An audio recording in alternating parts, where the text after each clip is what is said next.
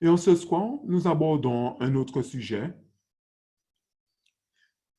qui a pour thème la belle ou la bête. Dans quel camp seras-tu trouvé? Oui, mon bien-aimé.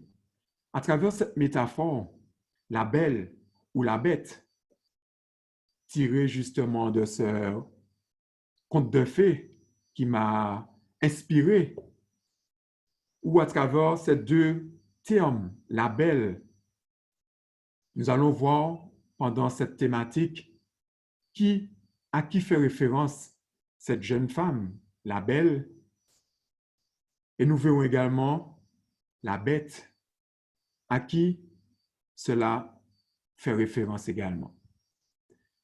Donc l'objectif de ce moment, ce sera un petit panorama prophétique concernant les contrefaçons du diable, nous permettant vraiment de prendre conscience du conflit cosmique dans lequel nous sommes engagés et combien aujourd'hui il est important de se positionner tandis que nous sommes encore en temps de paix. Quand peut-être un moment viendra où nous n'aurons pas cette occasion, et un moment même viendra, nous ne savons pas à quel moment la mort peut nous frapper, mes amis. Donc, il est important pour nous, à travers ce moment d'étude, que vous puissiez vraiment prendre de quoi noter. N'hésitez pas si, à travers le moment, vous avez des questions qui vous viendront à l'esprit.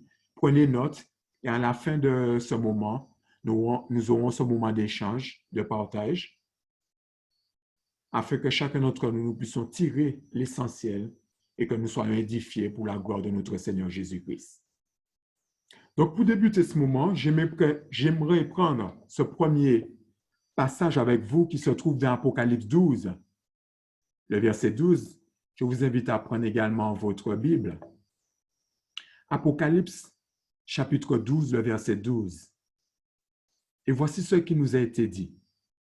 Malheur à la terre et à la mer, car le diable est descendu vers vous, animé d'une grande colère, sachant qu'il a peu de temps. Oui, mes amis, nous voyons à travers ce récit comment le diable est animé d'une grande colère. Oui, mes amis, quand lui-même est conscient qu'il lui reste peu de temps, mes amis. Il est conscient qu'il lui reste très peu de temps.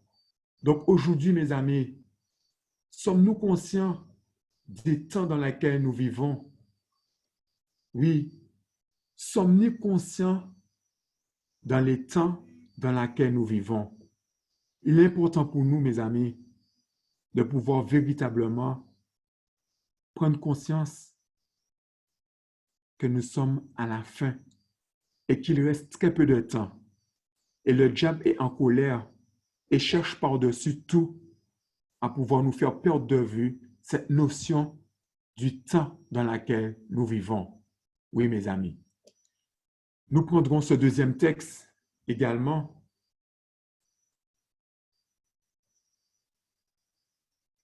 Ce deuxième texte qui se trouve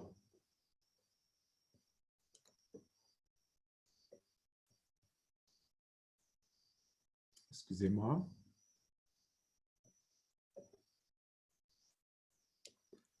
Nous prendrons ce deuxième texte qui se trouve dans 1 Pierre 5, versets 8 à 9.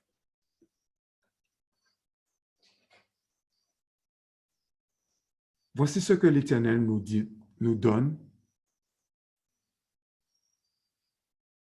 comme conseil afin que nous puissions vraiment faire face à cet adversaire, le diable. Voici ce qui nous a été dit. Soyez sobres, veillez. Votre adversaire, le diable, rôde comme un lion rugissant, cherchant qui il dévorera. Résistez-lui avec une foi ferme, sachant que les mêmes souffrances sont imposées à vos frères dans le monde. Oui, mes amis, il est important pour nous de pouvoir véritablement être vigilants, chaque jour veiller sur nos pas, être sobre. quand nous avons affaire à un ennemi redoutable. Et Dieu nous donne le conseil et la façon dont nous pourrons faire face à cet ennemi redoutable. Ce sera à travers une foi ferme, mes amis. Et cette foi ferme s'acquiert par l'étude et la connaissance de notre Seigneur et Sauveur Jésus-Christ. Oui, mon ami. Il est important pour nous, pendant ce laps de temps, que nous puissions redoubler d'efforts dans cette intimité avec notre Seigneur et Sauveur dans l'étude de la parole de Dieu. Car mes amis, nous aurons à faire face à beaucoup d'épreuves, beaucoup de souffrances. Car comme nous dit le texte, beaucoup de nos frères et de nos sœurs passent déjà par ces souffrances dans le monde. Oui. D'ailleurs, j'aimerais vous remémorer quelques faits historiques par lesquels nous avons été impactés dans le monde. Vous vous rappelez, en Australie, cet incident qu'il y a eu, combien d'hectares de forêt, cet incendie qui a ravagé l'Australie, mes amis, a détruit toute cette faune. Oui, combien d'animaux ont péri à travers ces incendies, mes amis. Les pompiers étaient, comme on dit, dans le chaos, ne savaient pas où mettre de la tête face à cet incident. Oui, mes amis. Nous avons vu également dans les médias combien ce tremblement de terre a tué combien des milliers de personnes en Italie. Je ne sais pas si vous vous rappelez de cela.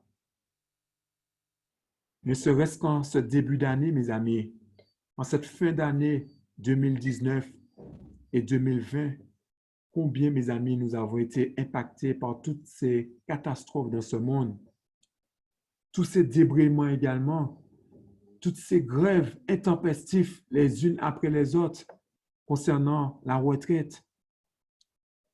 Nous arrivons un petit peu plus près, chez nous, en Martinique. Toutes ces grèves également, notamment face à l'injustice, face au chlordécone. Oui, mes amis, nous voyons comment le monde tire à sa fin. Combien, mes amis, combien il est important, mes amis, de pouvoir vraiment prendre conscience dans les temps dans lesquels nous vivons. Oui, mes amis. Et ne voilà-t-il pas de manière soudaine combien, de manière nationale, internationale, nous avons été impactés à travers ce virus appelé le COVID-19. Oui, mes amis, de manière silencieuse et rapide. Mes amis, aujourd'hui, l'Éternel veut véritablement nous permettre de prendre conscience dans quel conflit nous sommes, mais également veut nous rassurer en nous permettant de comprendre que de même qu'il y a un lion terrible qui désire nous dévorer, nous avons également le lion de la tribu de Juda qui lui veut nous sauver face à ce terrible ennemi. Mais pour cela, il nous faut prendre position. Qui aujourd'hui voulons-nous servir dans ce conflit dans lequel chacun d'entre nous aujourd'hui nous sommes engagés? Oui, mes amis. Aujourd'hui, nous sommes engagés dans ce conflit cosmique entre Satan et Jésus-Christ. Nous sommes engagés dans ce conflit entre la vérité et le mensonge. Et pour cela, mes bien-aimés, nous allons à travers cette étude prendre le temps d'analyser et voir toutes les contrefaçons entre la belle et la bête. Et ce sera à nous aujourd'hui de pouvoir, de manière solennelle, prendre position de qui voulons-nous servir. Oui, mes bien-aimés. Et pour cela, nous allons partir depuis au commencement, avant même la fondation du monde. Comment ce conflit a-t-il fait pour pénétrer dans ce monde? Oui. Et j'aimerais avec vous que nous puissions prendre ce premier texte qui se trouve dans Apocalypse, le chapitre 12, le verset 7 à 9.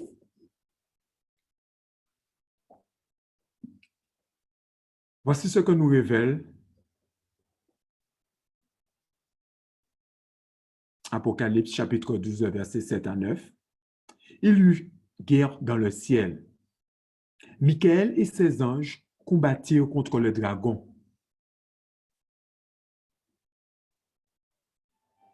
Mais ils ne furent pas les plus forts, et leur place ne fut plus trouvée dans le ciel. Verset 9. Et il fut précipité le grand dragon, le serpent ancien appelé le diable et Satan, celui qui séduit toute la terre. Il fut précipité sur la terre et ses anges furent précipités avec lui. Oui, mes amis, sachons qu'avant le commencement de la fondation du monde, Dieu créa ce qu'on appelle les anges de différentes hiérarchies. Dieu créa ce qu'on appelle les archanges, les chérubins, les séraphins et appelés également les anges qui sont au service de Dieu et qui accomplissent un ministère auprès de tous ceux et seuls qui hériteront le salut de notre Seigneur et Sauveur. Oui, mes amis. Et il faut savoir que certains d'entre eux, aujourd'hui, sont la cause du mal qui règne dans ce monde. Oui, mes amis. Et parmi tous ces anges, il y avait un qui était appelé Lucifer, qui signifie porteur de lumière. Cet ange a été créé supérieur à tous les autres anges qui étaient dans le ciel. Et il avait cette responsabilité de révéler le caractère de Dieu aux autres anges. Oui, mes amis, mais il a choisi d'agir différemment. Nous voyons tout particulièrement que cet ange ne s'est pas contenté de la position qu'il avait vis-à-vis de son Créateur, mais il a voulu prendre la place, la position que le Créateur détenait auprès de son Père. Oui, mes amis. Et ne voilà-t-il pas qu'une guerre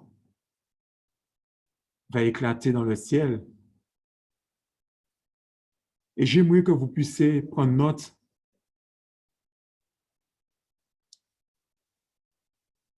le mot guerre ici, noté dans cette référence, signifie polémos en grec, qui a donné le mot polémique ou encore politique. Cela va nous permettre de mieux comprendre la nature de cette guerre qui éclata dans le ciel. Oui, mes amis, il ne s'agissait pas d'une guerre physique impliquant deux forces armées comme nous le connaissons ici-bas, mais au contraire, c'est une guerre politique, une guerre spirituelle entre la vérité et le mensonge, une campagne de propagande, un projet même d'assassinat.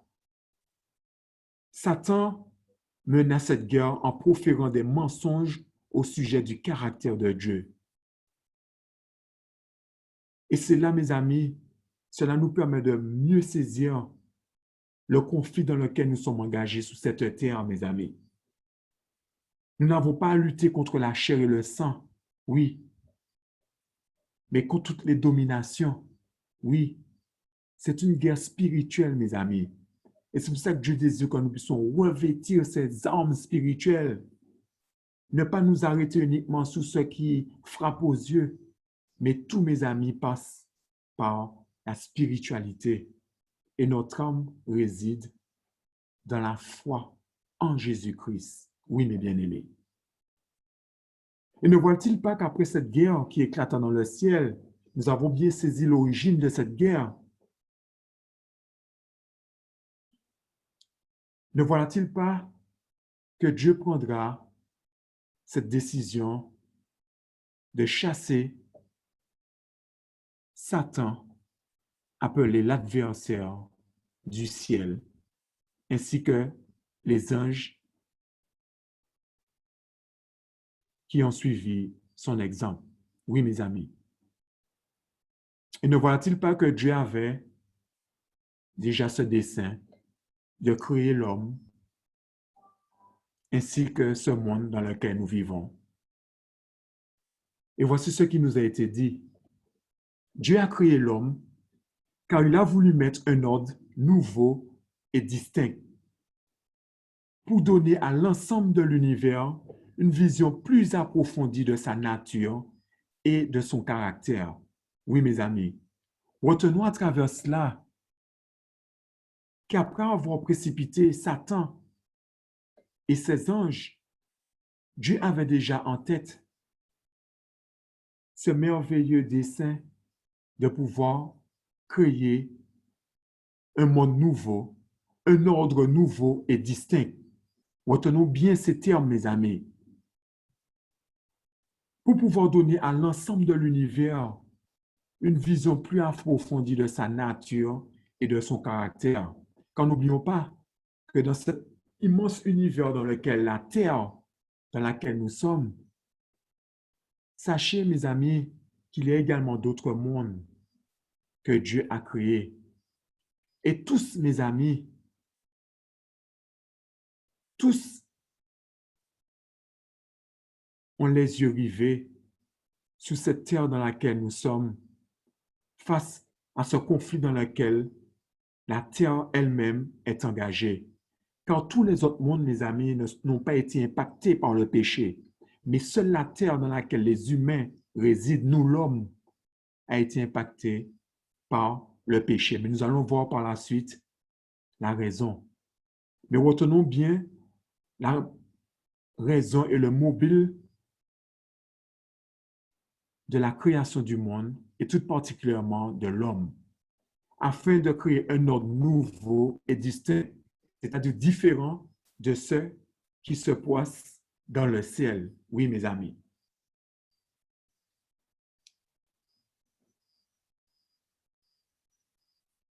En créant ce monde, mes amis, ne voilà-t-il pas que ce monde tombera entre les mains de l'imposteur appelé le diable? Ce monde qui était auparavant le royaume de Dieu, créé pour l'homme, est devenu le royaume de l'imposteur. Et regardez ce que le diable, l'adversaire, fera. Il fera également de ce monde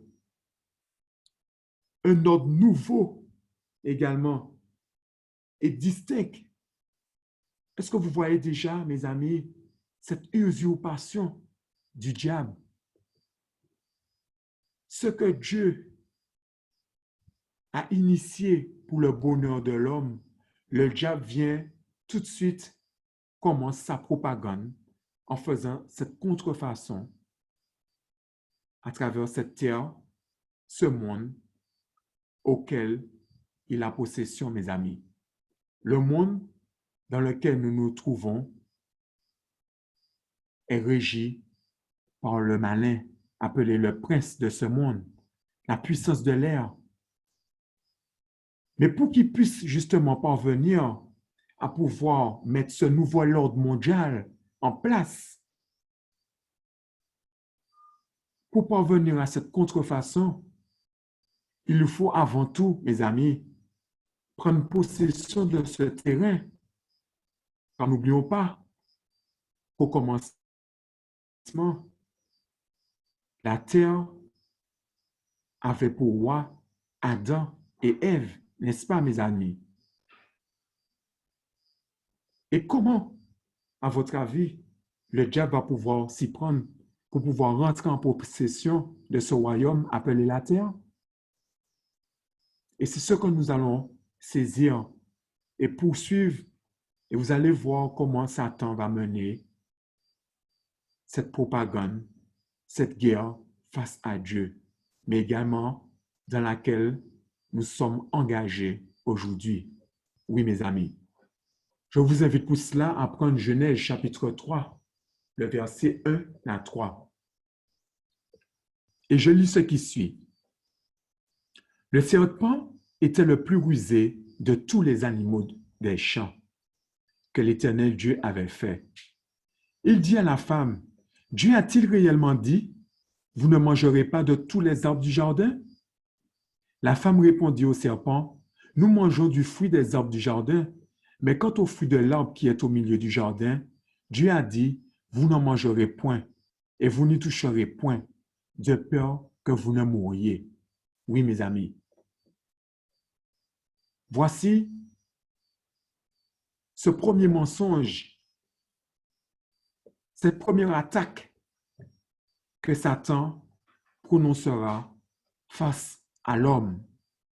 Oui, mais tout particulièrement face à Dieu. Quand nous connaissons le reste du récit, comment, à plusieurs reprises, Adam et Ève vont rejeter la faute l'un sur l'autre, et tout particulièrement qui retombera sur leur Créateur qui est Dieu lui-même.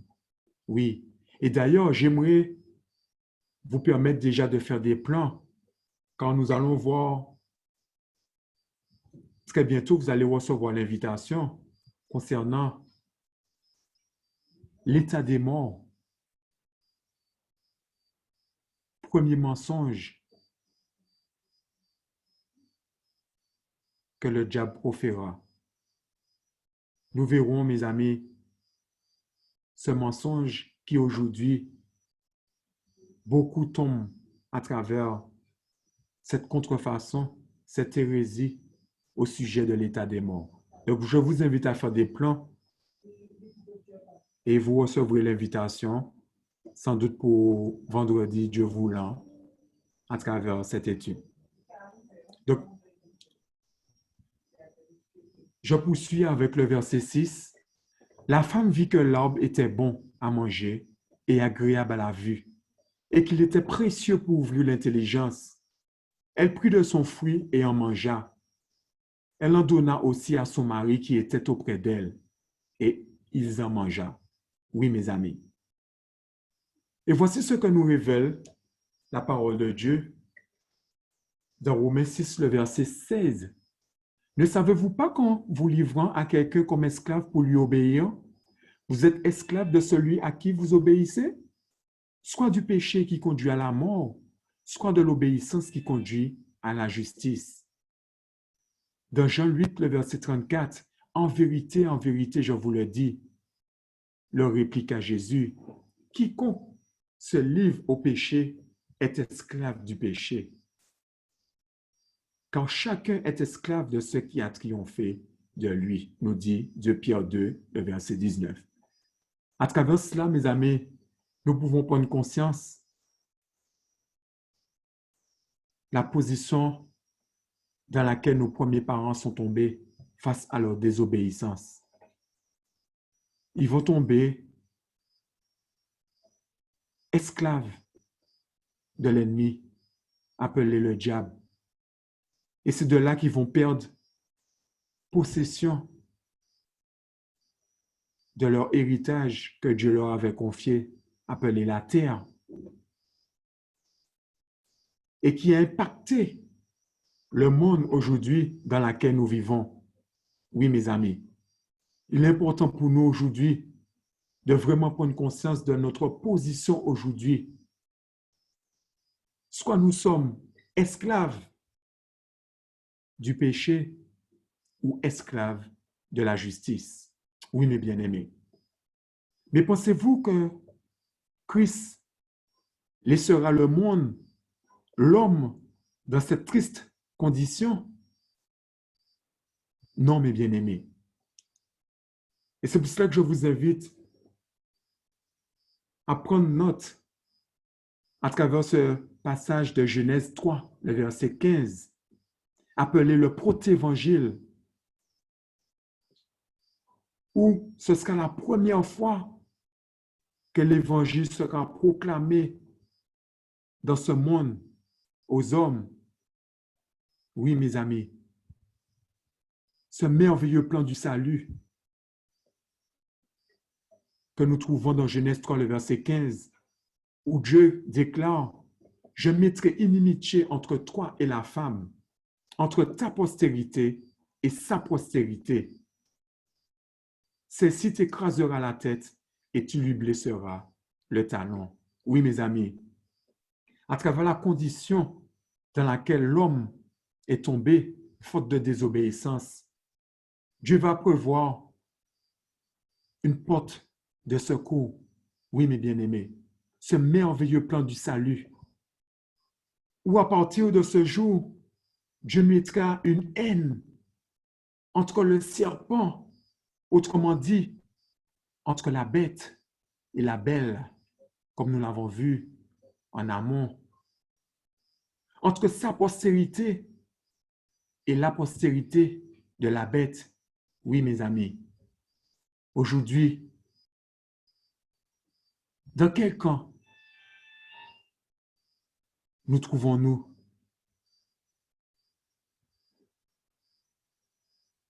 Mais l'Éternel, à travers la condition dans laquelle nos premiers parents se trouvaient, l'Éternel va leur permettre de pouvoir partir. Dieu, dans sa grande miséricorde, ne laissera pas l'homme dans cette triste condition. Ils repartiront avec cette merveilleuse espérance du salut en Jésus-Christ. Nos premiers parents vont découvrir qu'ils seront nus, n'est-ce pas? Mais Dieu va venir dans son grand amour couvrir l'homme. Oui. Dans Genèse 3, le verset 21, l'Éternel Dieu fit à Adam et à sa femme des habits de peau et il les en revêtit. Amen, amen. Oui, mes chers amis. L'Éternel, dans son grand amour, aujourd'hui désire que nous puissions véritablement nous revêtir également de ce vêtement de justice. Oui, de ce vêtement de justice auquel il a conféré premièrement à nos premiers parents, emblème de ce sacrifice au travers du sang de l'agneau qui devrait se perpétuer de génération en génération. Oui. Et tous ceux et celles qui auront pris part aujourd'hui à la justice du Christ auront comme héritage, mes amis, un Jérusalem céleste. Oui. Car de même que Dieu a fait cette promesse dans Jean 14, que votre cœur ne se trouble point, croyez en Dieu et croyez en moi. Il y a plusieurs demeures dans la maison de mon Père, n'est-ce pas, mes frères et sœurs? Et que Dieu a été nous préparer une place, mais seulement pour ceux, mes bien-aimés, qui aujourd'hui prennent conscience de ce conflit dans lequel nous sommes engagés, mais également en prenant position, soit pour Dieu, soit pour le diable. Oui, de même que Dieu nous a fait cette récompense, de même, mes amis, le diable également a son royaume. Encore une fois, nous voyons cette contrefaçon, cette Babylone mystique, ce monde dans lequel nous vivons, qui a pour système l'exaltation du soi, du moi. Oui, mes amis, l'incrédulité. Aujourd'hui, Dieu veut vraiment que nous puissions vraiment prendre conscience des réalités et de l'enjeu dans lequel nous sommes engagés. Oui, mes amis. J'aimerais également lire cette citation. L'effort constant de l'ennemi tend à fausser le caractère de Dieu, la nature du péché et l'enjeu véritable du plan du salut. Par ses sophistes, il atténue les exigences de la loi divine et encourage le péché. Il donne de Dieu une conception qui le fait craindre et haïr plutôt qu'aimer, attribuant à Dieu la cruauté de son propre caractère. Il incorpore la haine à des systèmes religieux et à diverses formes de culte. Des esprits ainsi aveuglés, Satan fait ses instruments dans sa guerre contre Dieu. Par cette perversion des attributs de la divinité, les nations païennes en sont venues pour apaiser la divinité à pratiquer des sacrifices humains et d'autres atrocités tout aussi horribles. Oui, mes amis, nous voyons comment le diable cherche par tous les moyens à pervertir le caractère merveilleux de ce Dieu d'amour auquel mérite adoration et gloire, mes amis. Donc, il est important pour nous vraiment de saisir cette réalité, mes amis. Car de même que nos premiers parents avaient pour mission d'inculquer à leurs enfants et ainsi de suite, de génération en génération, cette merveilleuse espérance du salut en Jésus-Christ, le diable, lui, en retour, cherche à pervertir et à contrecarrer cette merveilleuse espérance. Oui, mes amis. Car Dieu, à travers cette espérance, tient à justifier l'homme à travers cette robe de justice, appelée la justification par la foi. Oui, mes amis. Caïn et Abel ont été ses premiers habitants que Dieu va permettre de mettre en application ce qu'on appelle ce protévangile proclamé en Éden, où il a été dit qu'il mettra inimitié entre toi et la femme, entre ta postérité et sa postérité. Autrement dit, il mettra cette haine, oui mes amis, entre le salut par la foi et le salut par les œuvres.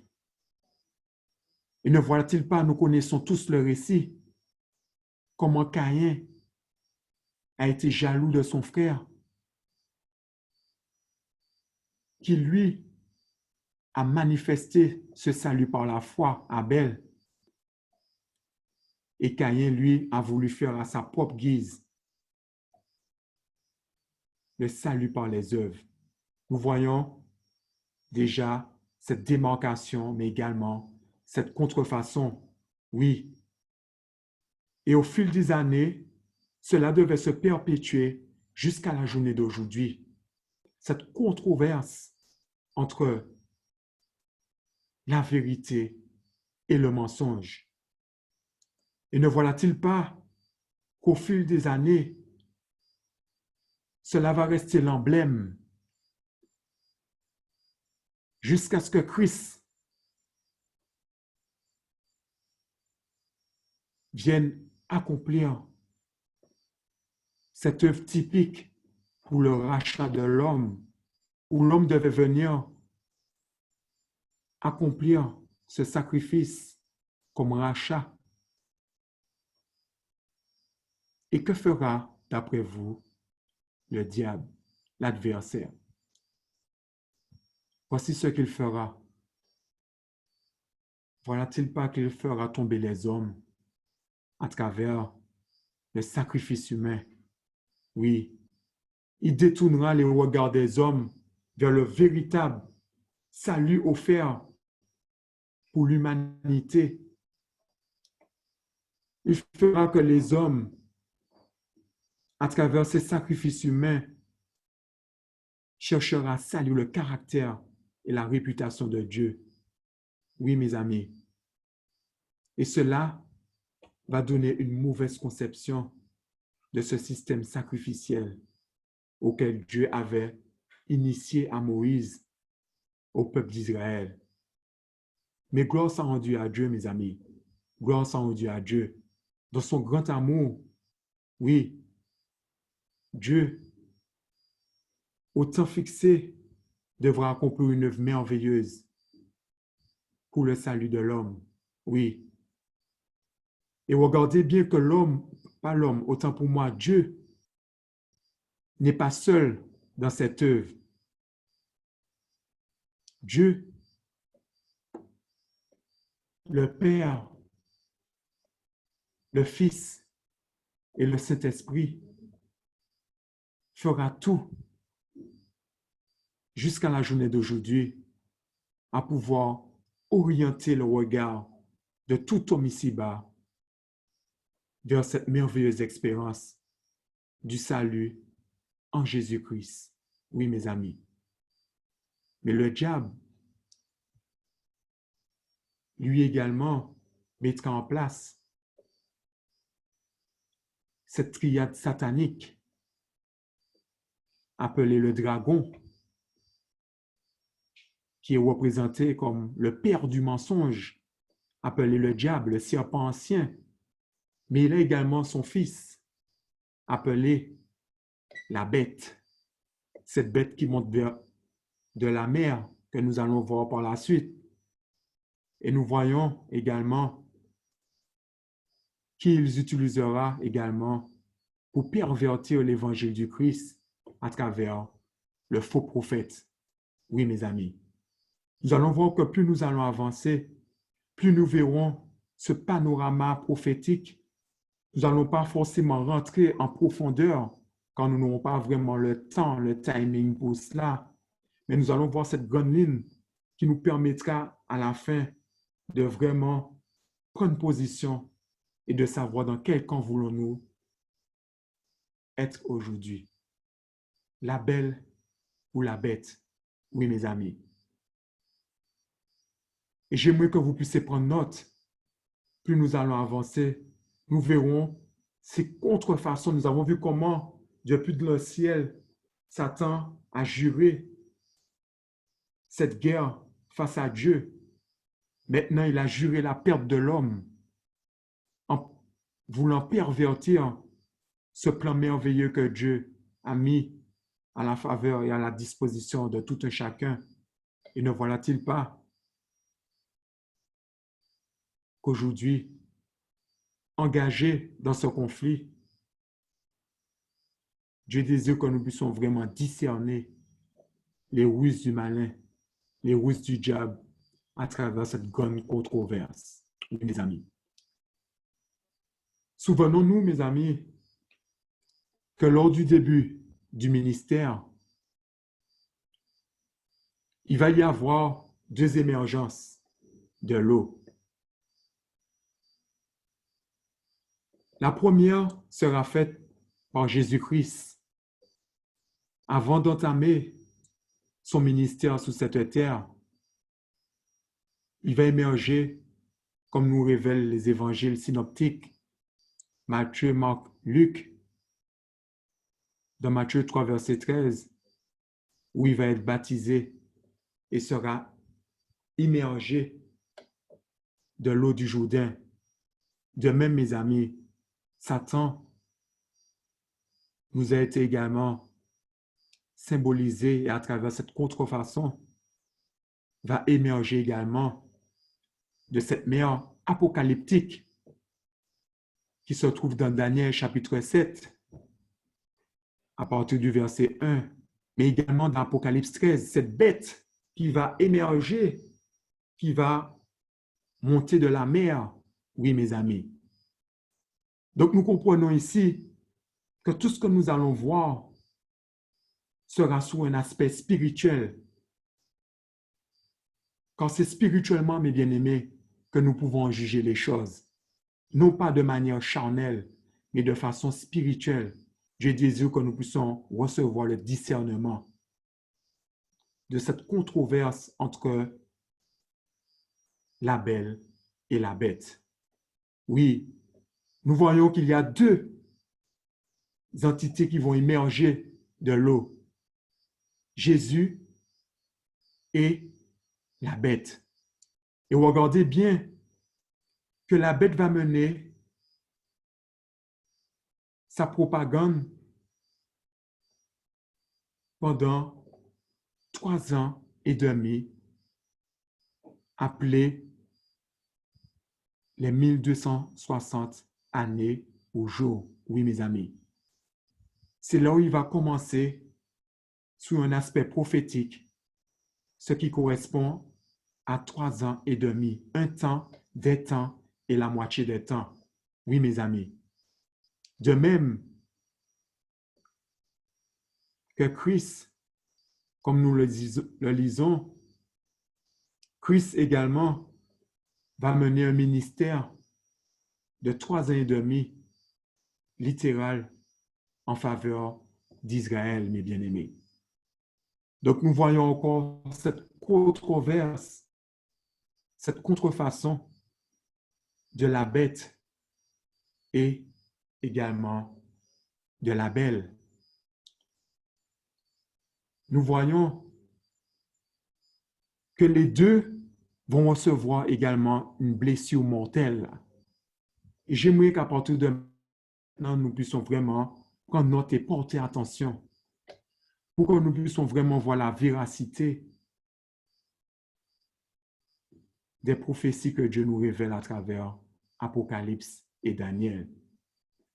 Voici ce qui nous a été dit dans Apocalypse 5, le verset 6. Je lis ce qui suit. Et je vis au milieu du trône et des 4 êtres vivants et au milieu des vieillards, un agneau qui était là comme immolé. Il avait 7 cornes et 7 yeux, qui sont les 7 esprits de Dieu envoyés par toute la terre. Ici, mes amis, j'aimerais que nous puissions porter attention sous ce terme qui était là comme immolé. Oui. Retenons bien ici, immolé ici, en hébreu, en grec, c'est chadzo, qui signifie blessé mortellement. Oui, l'agneau va recevoir une blessure mortelle également à la croix. Oui, que nous retrouvons également où la première fois où l'évangile a été proclamé en Éden, celle-ci t'écrasera la tête et tu lui blesseras le talon. N'est-ce pas, mes amis? Et cette blessure a été infligée à la croix, où Christ, la belle, l'agneau, recevra cette blessure mortelle. Oui, en hébreu, qui signifie chadzo. Oui, mes amis.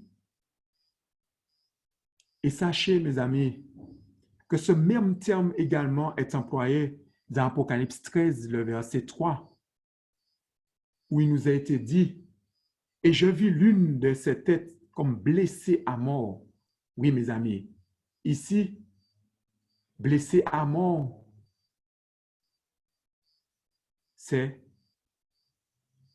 chadzo également. Blessure, blessé mortellement. Est-ce que nous voyons, mes amis? Nous voyons ici que tout ce qui se produit en faveur de l'homme, Satan, lui, fait la contrefaçon. Et nous pouvons identifier cela lorsque nous sondons et nous étudions les Écritures. Oui, nous voyons, les deux vont recevoir cette blessure mortelle. Les deux également reviendront à la vie. L'un comme divin Fils de Dieu, que nous retrouvons dans Apocalypse 1, le verset 18, qui nous a été dit, « J'étais mort, et voici je suis vivant au siècle des siècles. Je tiens la clé de la mort et du séjour des morts. » Amen, amen. Oui, mes amis, après avoir passé par la mort, ne voilà-t-il pas que Christ ressuscitera et permettra à l'humanité de recevoir cette vie éternelle en sa personne. Nous voyons également dans Apocalypse 13, le verset 3, nous lisons que sa blessure mortelle fut guérie. Cette bête qui a reçu cette blessure mortelle, l'apôtre Jean nous révèle que sa blessure va également guérir. Autrement dit, il reprendra vie. Et toute la terre sera de l'admiration derrière la bête. Oui, mes amis. Voilà encore une autre falsification mondiale de la résurrection où nous voyons le diable usurper les plans et les projets merveilleux que Dieu a en faveur de chacun d'entre nous. Nous poursuivons, mes amis. Tous les deux également ont des cornes. Nous retrouvons cela dans Apocalypse 5, le verset 6, que vous verrez que l'agneau ici qui a été immolé, que Jean va voir dans le ciel, est revêtu de 7 cornes qui représentent les 7 esprits, mais également signes de pouvoir. Oui, mes bien-aimés. Et nous voyons également dans Apocalypse 13 que cette bête également qui est montée de la mer, lui a 10 cornes. Oui, 10 cornes qui représentent l'honneur, les rois, signe de pouvoir, d'autorité. Seul, mes amis, seul Dieu auquel mérite l'adoration. Quand vous regardez le langage qui a été exprimé à l'égard de cette bête que nous retrouvons dans Apocalypse 13, le verset 4, ils adorent le dragon parce qu'il avait été donné l'autorité à la bête. Ils adorèrent la bête en disant, « Qui est semblable à la bête et qui peut combattre contre elle? » Oui, je l'ai souligné, c'est pourquoi nous puissions vraiment, mes bien-aimés, porter attention à cette déclaration. Voilà encore une usurpation de la gloire, l'autorité et l'honneur qui reviennent à Christ et à Christ seul, mes amis. Et regardez, qui est semblable à la bête et qui peut combattre contre elle? Ce sont les mêmes termes que nous allons retrouver, le même langage qui est attribué au culte divin dans l'Ancien Testament. Je vous invite à considérer ces passages dans Exode 15, le verset 11. Regardez ce qui a été dit. « Qui est comme toi parmi les dieux, ô Éternel? Qui est comme toi magnifique en sainteté, digne de louange, opérant des prodiges? » Oui, mes amis, regardez encore cette notion de qui est comme toi, qui est semblable à Dieu, notre Créateur. Donc, nous voyons, mes amis, l'allégeance, l'honneur, seul qui doit revenir à Dieu. Nous voyons que cette bête est en train d'usurper cette adoration qui est due à la belle, mes amis, à l'agneau. Nous voyons encore un autre exemple qui se trouve dans Somme 35, le verset 10. Tous mes os diront, Éternel, qui peut comme toi délivrer le malheureux d'un plus fort que lui, le malheureux et le pauvre de celui qui le dépouille? Oui, mes amis, nous retrouvons encore cette notion de force. Qui peut combattre face à Dieu, le grand Adonai, le grand Elohim, mes bien-aimés? Oui, qui peut? Et nous voyons cette usurpation que cette bête est en train de proférer.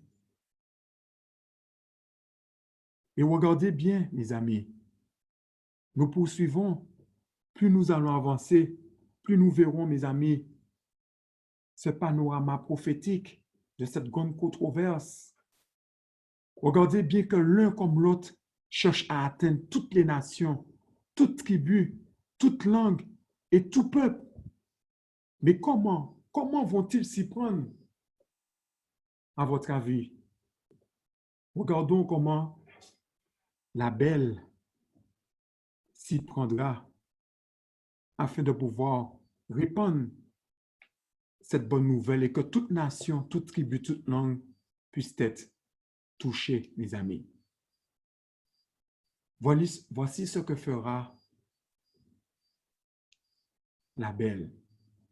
Je vous invite à prendre Jean 14, le verset 16, qui nous dit, « Et moi je prierai le Père, et il vous donnera un autre consolateur, afin qu'il demeure éternellement avec vous. » Oui, mes amis, nous voyons que Christ va accomplir à notre égard une chose merveilleuse. En étant sur terre, cette belle était limitée par rapport à son corps charnel auquel il était revêtu. Il ne pouvait pas se retrouver partout à la fois. Et c'est un désavantage pour nous, l'homme. Donc Dieu fera quelque chose de merveilleux. Après avoir fini son ministère ici-bas, voici ce qu'il nous dit dans Jean 16, le verset 7 à 8. « Cependant, mes bien-aimés, je vous dis la vérité. Il vous est avantageux que je m'en aille. Car si je ne m'en vais pas, le consolateur ne viendra pas vers vous. Mais si je m'en vais, je vous l'enverrai. Et quand il sera venu, il convaincra le monde en ce qui concerne le péché, la justice et le jugement. » Amen. Alléluia. Oui, mes frères et sœurs, voici un avantage, une merveilleuse nouvelle pour chacun d'entre nous, afin que l'Évangile soit premièrement répandu dans nos cœurs par la personne du Saint-Esprit, le consolateur. Oui, mes amis. Et que cet Évangile puisse être répandu à toute tribu, à toute nation et à tout peuple, afin que tout un chacun nous soyons convaincus de péché, de justice et de jugement. Amen. Oui, mes amis. Nous voyons combien le monde a besoin d'être au fait sur le péché. Dans cette grande controverse dans laquelle nous sommes engagés, oui, mes amis, il est important pour nous de vraiment prendre conscience qu'il y a une lutte sévère qui se joue aujourd'hui. Et le diable, lui, la bête, comment s'y prendra-t-il? Regardez avec moi dans Apocalypse 13, le verset 11 à 14. Regardez avec moi. Puis je vis monter de la terre une autre bête qui avait 2 cornes semblables à celles d'un agneau et qui parlait comme un dragon. Il exerçait toute l'autorité de la première bête en sa présence et il faisait que la terre et ses habitants adorèrent la première bête dont la blessure mortelle avait été guérie. Elle opérait de grands prodiges, même jusqu'à faire descendre du feu du ciel sur la terre à la vue des hommes. Et il séduisait les habitants de la terre par les prodiges qui lui étaient donnés d'opérer en présence de la bête, disant aux habitants de la terre de faire une image à la bête qui avait la blessure de l'épée et qui vivait. Oui, mes amis, ici nous voyons, de même que Christ va envoyer cette troisième personne de la divinité, appelée le consolateur, de même que cette bête qui a émergé de la mer va envoyer à son tour la bête qui monte de la terre. Oui, mes amis, Dieu nous dit qu'il nous enverrait un autre consolateur, n'est-ce pas? Et que lisons-nous dans Apocalypse 13, verset 11? Puis je vis monter de la terre une autre bête. Est-ce que vous voyez, mes bien-aimés? Tout ce que Dieu fait, le diable usurpe, fait la contrefaçon dans cette guerre contre Dieu. Oui, mes amis. Cette bête qui monte de la terre a été identifiée comme le faux prophète. Oui, que nous retrouvons dans Apocalypse 16, que je vous invite à prendre également le verset 13 à 14. Et je vis sortir de la bouche du dragon, de la bouche de la bête, et de la bouche de qui? De la bouche du faux prophète.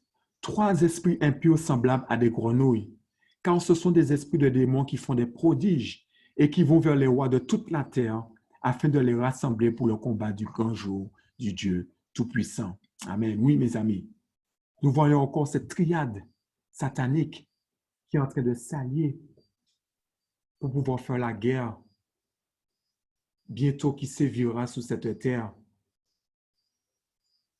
Et l'Éternel désire que chacun d'entre nous, nous puissions être prêts et prendre position dans quel camp voulons-nous nous trouver aujourd'hui. Oui. Donc nous voyons que cette bête qui monte de la terre fait référence aux faux prophètes, oui, qui vont séduire pour pouvoir atteindre toute nation, toute tribu, toute langue, feront des prodiges, des miracles, toutes sortes, mes amis,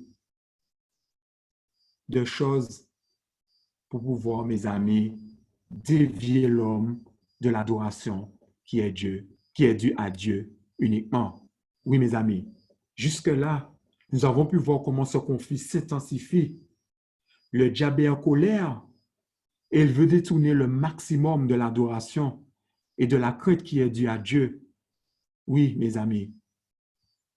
Pour cela, le diable devra jouer sa dernière carte.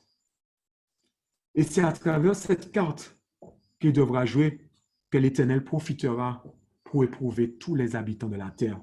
Oui, mes amis. Nous trouvons cela dans Apocalypse 3, le verset 10. Cette déclaration qui est la suivante.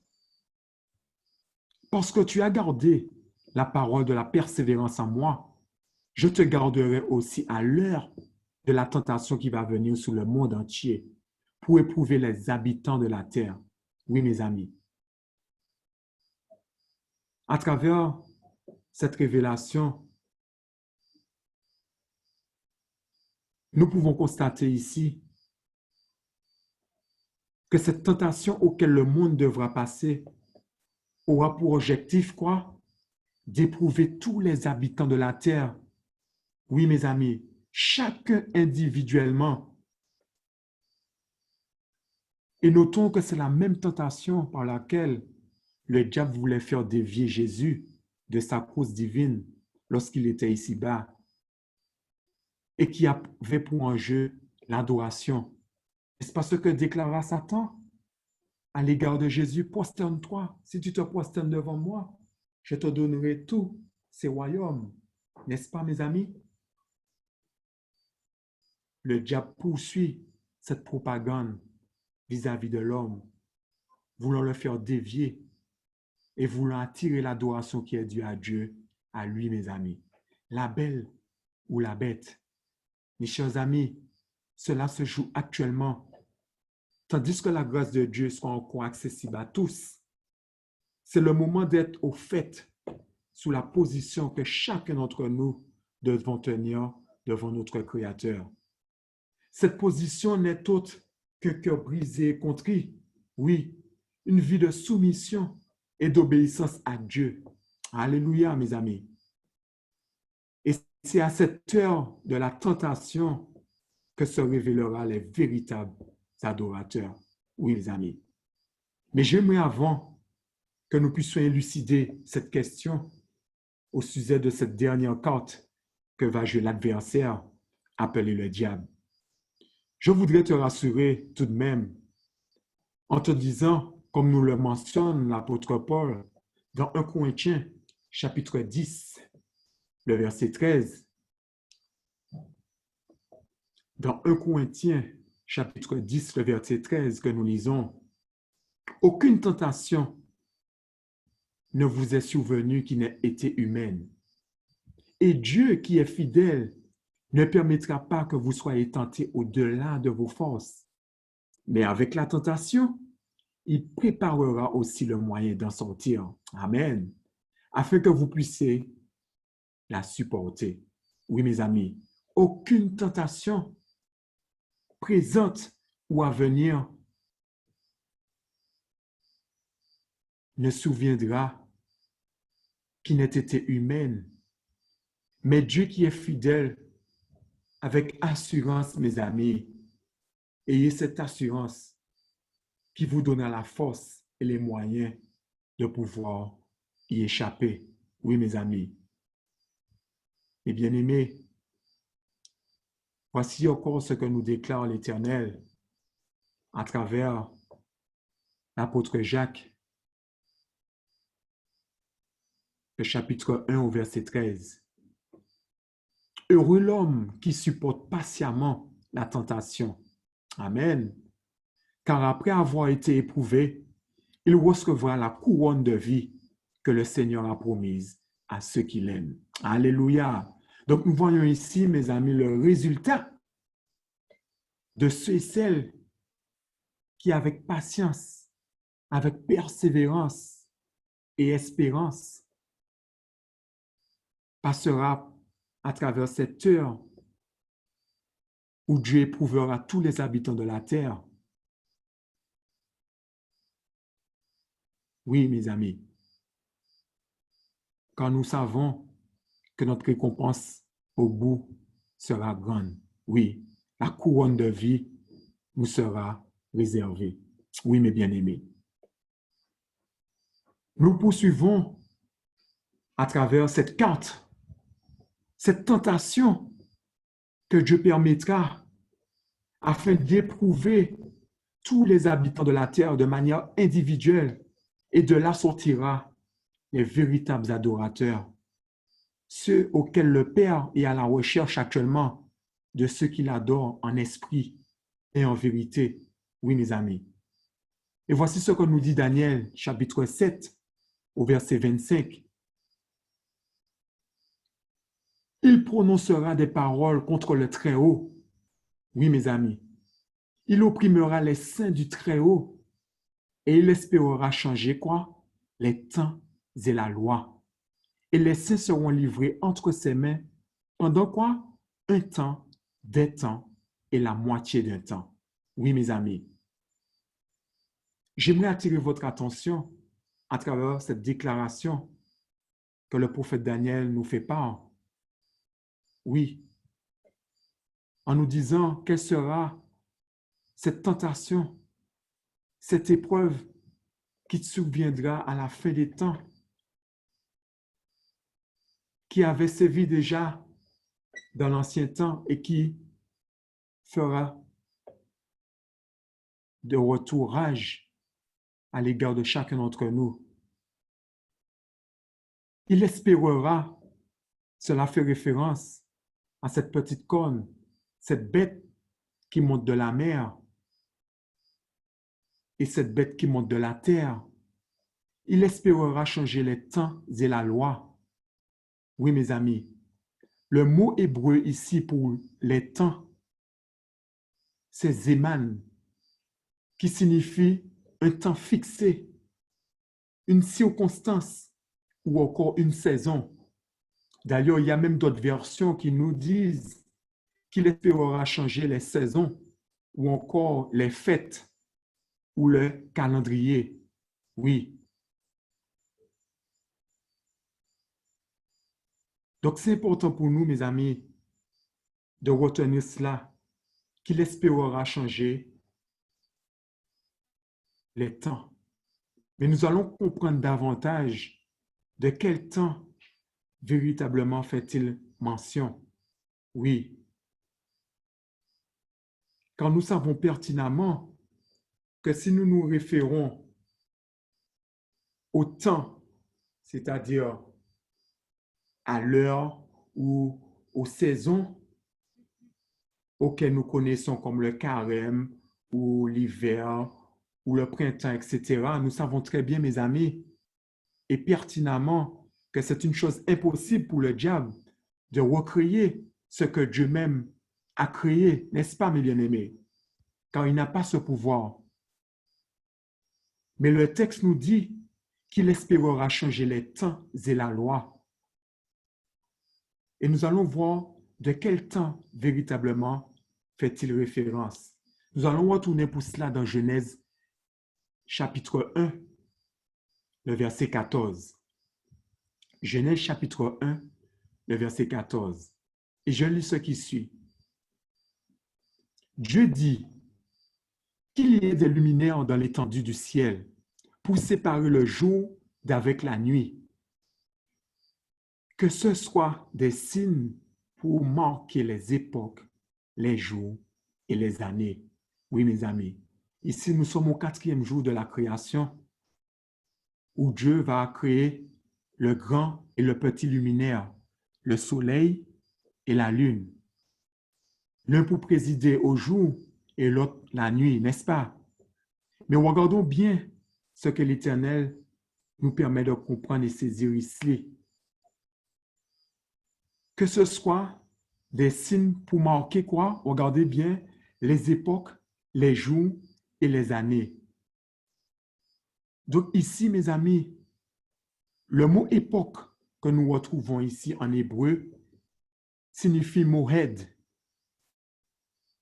en hébreu et qui veut dire temps fixé que nous retrouvons dans cette déclaration que nous avons lue dans Daniel 7, qu'il espérera changer les temps, n'est-ce pas? Et en hébreu qui signifie temps fixé, qui signifie saison également, et fête solennelle. Oui, mes amis. Donc, nous voyons que la signification ici de ce que marquera la lune, ce sera un marqueur de temps, d'époque, de jours et d'années. C'est le même temps auquel la bête voudra et espérera changer, mes amis. Oui, mais nous allons de l'avant et vous allez saisir davantage. Je vous invite pour cela à prendre avec moi dans le 3e livre des Pentateuque, dans Lévitique 23, le verset 1 à 4. Rappelons-nous que dans Daniel 7, il nous a été dit qu'il espérera changer quoi? Les temps et la loi. Et nous allons voir de quel temps.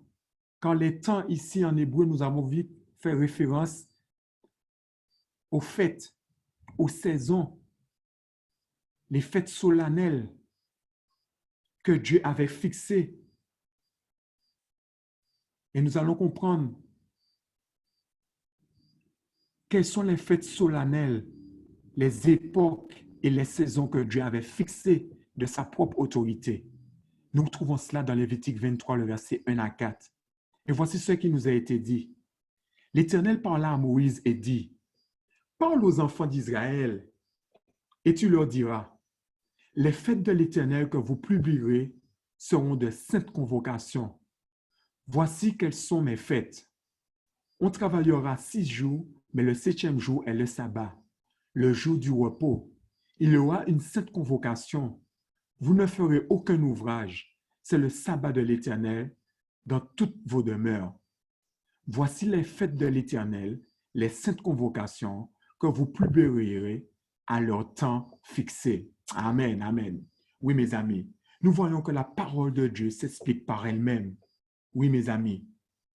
Regardez ici à quoi fait référence les fêtes de l'Éternel. Oui, regardons bien qu'il a été dit les fêtes de qui? De l'Éternel. Non pas les fêtes des Juifs, ni les fêtes de l'homme, mais les fêtes qui appartiennent à Dieu. Autrement dit, les temps fixés de sa propre autorité. N'est-ce pas, mes bien-aimés? Et voici, nous retrouvons le même terme, Moed, qui signifie temps fixé, 16 ans, fête solennelle, époque. Tout ça, mes amis, faisait référence aux fêtes de l'Éternel, les fêtes cérémonielles que Christ avait fixées de sa propre autorité. Ces fêtes typiques, oui, mes amis, que nous retrouvons tout le long de ce récit que vous pourrez relire de manière personnelle, Lévitique 23.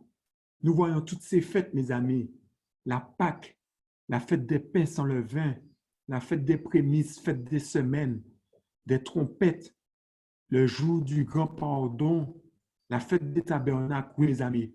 Toutes ces fêtes, mes amis, tous ces temps fixés, comme nous dit le texte, étaient des saisons, des périodes que Dieu avait fixées pour permettre ces fêtes typiques permettant de tourner nos regards, les regards du peuple vers les réalités célestes. Alléluia, en la personne de Jésus-Christ, oui, afin d'avoir une meilleure compréhension du plan de la rédemption qui allait être accompli à la croix, mais également dans le ciel pour le salut de l'homme. Et je dis Alléluia à cela, mes amis. Mais regardons que dans Daniel 7, il nous a été dit que la bête espérera changer quoi? Les temps et la loi. Comment va-t-il s'y prendre pour pouvoir changer les temps? Nous avons vu que à quoi fait référence ce temps fixé que Dieu a suscité à l'égard du peuple d'Israël. Nous avons vu également ces saisons dont la nouvelle lune venait rythmer toutes ces fêtes solennelles. Oui, Mohed. Donc nous voyons, mes bien-aimés, combien, mes amis, à travers cette grande controverse, la bête essaiera de changer ces choses. Est-il parvenu? Nous connaissons tous l'histoire. Oui.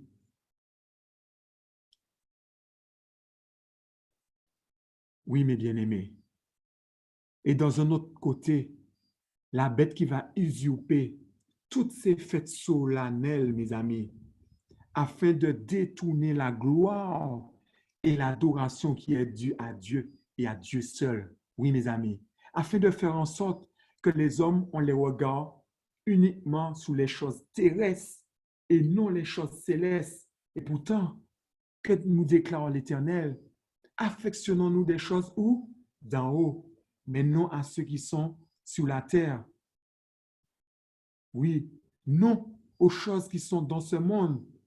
Et nous comprenons mieux cette déclaration de l'Éternel qui nous dit, n'aimez pas le monde, ni ce qu'il y a dans le monde. Oui, mes amis, car celui qui est le monde est ennemi de Dieu.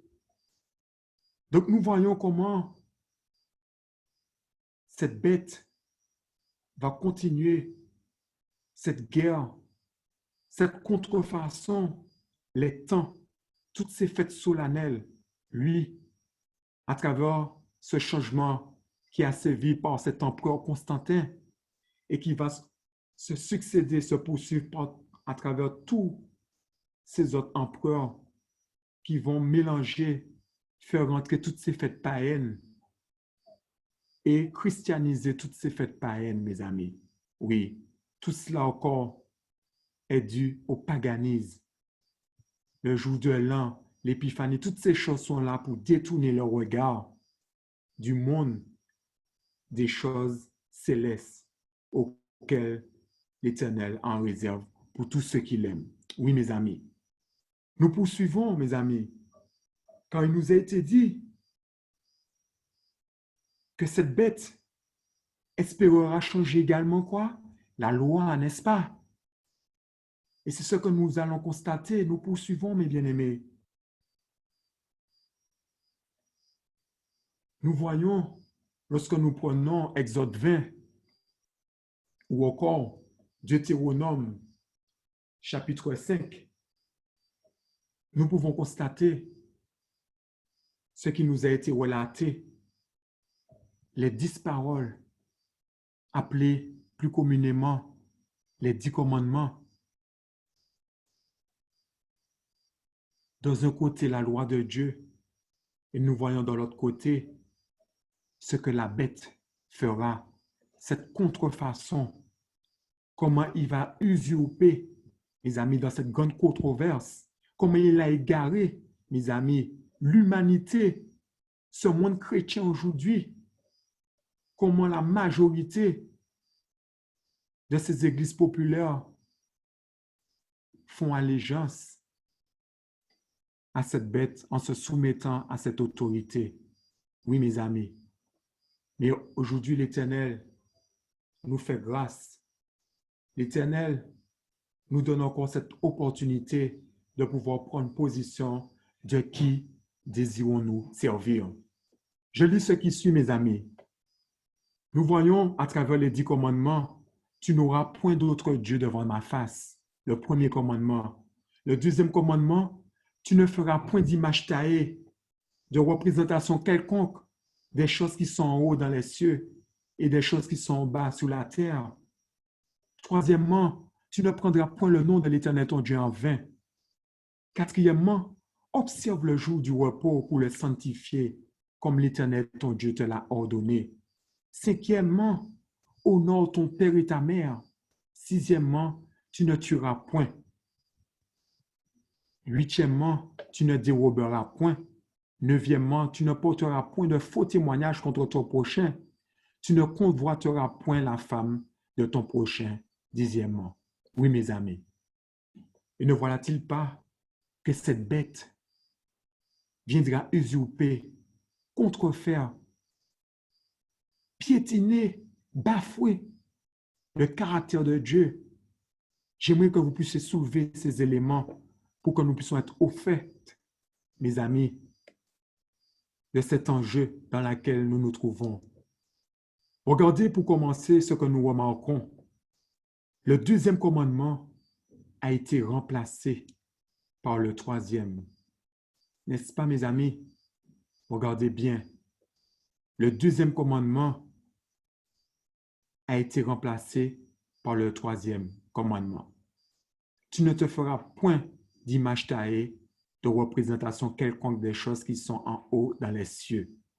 Normalement, comme nous révèle la parole de Dieu, qui est à la deuxième place. Et regardez ce que l'homme fera, ce que cette bête fera. Tu ne prononceras le nom de Dieu qu'avec respect. Ce qui fait référence au troisième commandement normalement, n'est-ce pas? Tu ne prendras point le nom de l'Éternel ton Dieu en vain. Ce qui veut dire qu'ils ont carrément enlevé, extirpé ce deuxième commandement qui est sorti de la bouche de Dieu et qui a été marqué des mains de notre Créateur. Quel blasphème, mes bien-aimés! Quel blasphème! Oui. Et nous pouvons bien comprendre pour quelle raison ont-ils enlevé ce deuxième commandement, n'est-ce pas? Car cette chose les condamnait à travers toutes ces images taillées auxquelles ils voulaient attirer leur allégeance, leur honneur et leur adoration, n'est-ce pas? Donc, ils l'ont carrément supprimé des tables de la loi. Mais nous poursuivons, mes amis. Regardez qu'au quatrième commandement, qui fait référence au jour du repos, ce jour sanctifié, ce jour mis à part. Regardez bien que l'homme, cette bête, fera remonter ce commandement à la 3e position. Oui, mes amis.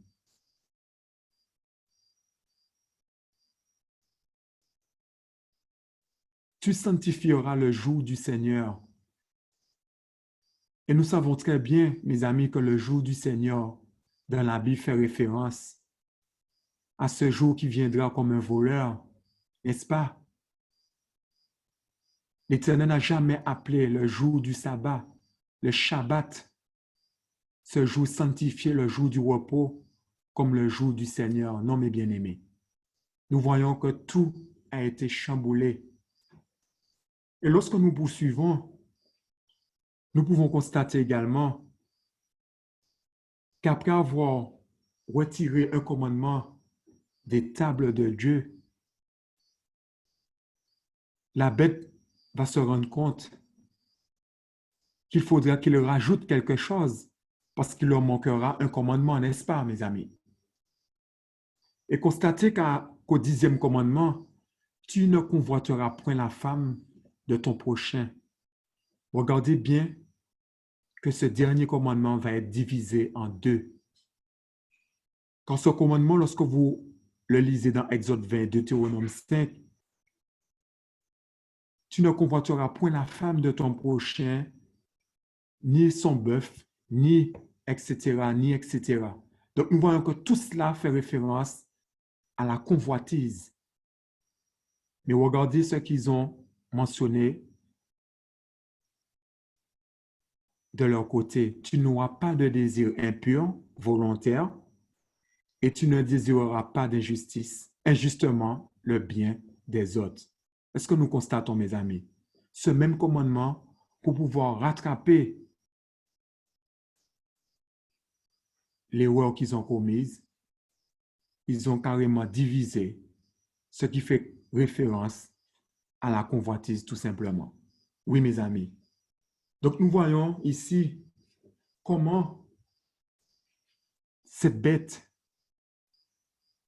depuis au commencement, ne cesse de mener cette propagande, voulant à tout prix usurper la place de Dieu et qui aujourd'hui, en ces derniers temps, cette épreuve, cette heure de l'épreuve qui surviendra sur tous les habitants de la terre, mes amis, fait référence à cette grande tentation qui devrait éprouver tous les habitants de la terre. Le sceau du Dieu vivant et la marque de la bête. Oui, mes amis, le sabbat face au dimanche. Oui, voici cette tentation, cette grande épreuve qui surviendra sur tous les habitants de la terre, auquel aujourd'hui nous devons prendre position, auquel nous devons aujourd'hui savoir dans quel camp voulons-nous nous trouver, du côté de la bête ou du côté de la belle, l'agneau. Oui, mes amis. Il est important, mes amis, dans ces temps dans lesquels nous vivons, que nous puissions véritablement reconsidérer nos centres d'intérêt. Oui, il est important pour nous, mes amis, de pouvoir aujourd'hui, tandis que l'ennemi fait rage, lui qui est au fait des derniers temps dans lesquels il lui reste à vivre, il nous faut aujourd'hui, nous, expérimenter ce mémorial merveilleux, ce signe de l'Éternel appelé le Shabbat, qui viendra sceller tous ceux et celles qui aujourd'hui ont su donner à Dieu ou à Christ la priorité dans leur vie, en l'acceptant premièrement comme Seigneur et Sauveur, afin de ne pas tomber dans ces séductions, comme nous l'avons lu l'autre fois dans Timothée. Tous ceux et celles aujourd'hui qui abandonnent la foi, faute de connaissance, oui, et qui se laisse entraîner et séduire par tout esprit et toute doctrine de démons. Oui, mon ami. Et quelle contrefaçon l'ennemi fera face à cette controverse? L'ennemi laissera beaucoup à penser que cette marque fait référence à cette puce. Oui, mes amis, aujourd'hui, le diable, pour détourner beaucoup du vrai combat de la foi auquel chacun d'entre nous devons mener, le diable focalisera l'attention de beaucoup à travers cette puce RFID. Oui, mes amis, cette puce, sans aucun doute, aura un rôle à jouer dans ce nouvel ordre mondial. Certes, parce qu'apparemment, la monnaie, l'argent, tout ça sera appelé à pouvoir disparaître sous prétexte de sécurité pour éviter les vols, etc. Mais mes amis, retenons que ce ne sera pas là le véritable enjeu pour notre salut. Oui, mes amis. L'enjeu portera sur l'adoration, de la même façon qu'elle a débuté au ciel et s'achèvera également de même sous la terre. Oui, mes amis. Aujourd'hui, l'Éternel désire que nous puissions vraiment redoubler d'efforts dans notre intimité avec lui. Si aujourd'hui, Dieu devait nous peser, où sera notre centre d'intérêt? Sera-t-il sous les choses de ce monde ou est-il sous les choses d'en haut? Oui, mon ami. Es-tu débordé? Donnes-tu la priorité à ton plaisir, à ton travail? Ou le focalises-tu sous cette merveilleuse espérance que Dieu t'a confiée? Oui, mes amis, si Dieu devait peser cela, telle est la question que nous devons nous poser aujourd'hui. Quel est notre centre d'intérêt aujourd'hui? Quand le diable, aujourd'hui, beaucoup qui entendent la vérité doivent se laisser affranchir par cette vérité et expérimenter ces choses dès à présent. Quand un moment viendra,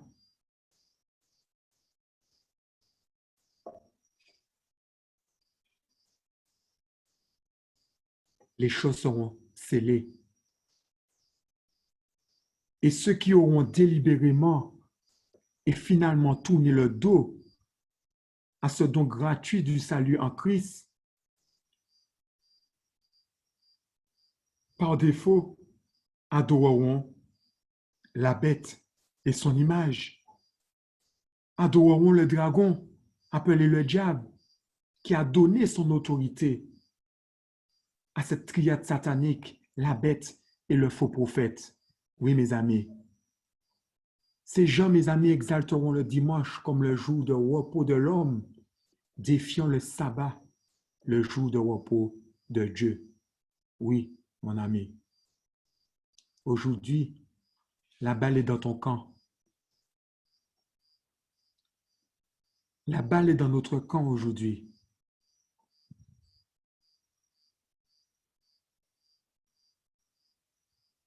L'amour du Christ à Golgotha est une grâce merveilleuse de Dieu pour chacun d'entre nous. Je dis Alléluia pour cela. Afin que chacun d'entre nous, nous soyons recréés à son image, n'est-ce pas? Restaurés. Qu'en expérimentant cette nouvelle naissance, nous mourrons à nous-mêmes, n'est-ce pas, mes amis? Afin que ce ne soit plus nous qui vivons, mais c'est Christ qui vit à travers chacun d'entre nous. Gloire soit rendue à Dieu. Et aujourd'hui, l'Éternel nous demande, qui veux-tu servir, mon bien-aimé? Dans quel camp seras-tu trouvé? La belle ou la bête? De quel camp seras-tu? Cela se joue aujourd'hui, mon ami, à travers toutes ces contrefaçons, toutes ces ruses que nous avons pu développer. Le diable, essayant d'être comme l'agneau, la belle, voulant ouvertement prendre sa place sur cette terre. Cet antichrist, anti qui signifie à la place de. Oui, mes amis,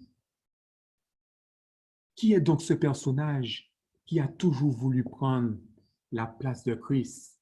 Oui, depuis le début de la rébellion intergalactique dans le ciel.